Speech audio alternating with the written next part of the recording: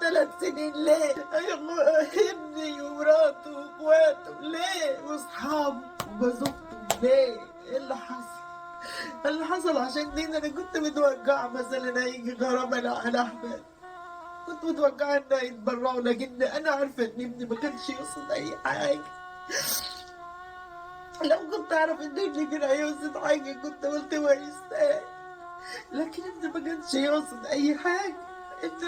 ابني اعمل ايه؟ ومرات ابني وبناتي وجوز بنتي واصحابهم عملوا عشان يتحكم عليهم ب3 سنين سجن كل واحد 7، والعربيات الصادر ليه؟ ليه؟ ده احنا شفنا 1.5 سنة، محدش شاف الظل ولا القرف اللي احنا شفناه.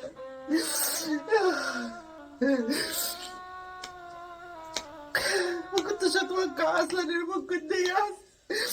انا كان في دماغي ممكن يجي غرامه وتيجي غرامه خفيفه، لان احنا برضك المحاميين والقواضي ودول ما خلوش محلتنا حاجه. احنا عمالين ما احناش ملاحقين. انت عامل ايه؟ انا عاوز اعرف انت عامل ايه، بس حد يقول لي.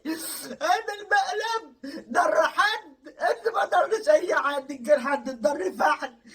بنشتغل بالليل وبالنهار ومش ملاحقين. انت ما عملش حاجه عشان يستاهل عليها 3 سنين هو واخواته والعربيات. ايه اللي حصل؟ انا عاوز اعرف ايه اللي حصل لابني. انت علموه ازاي؟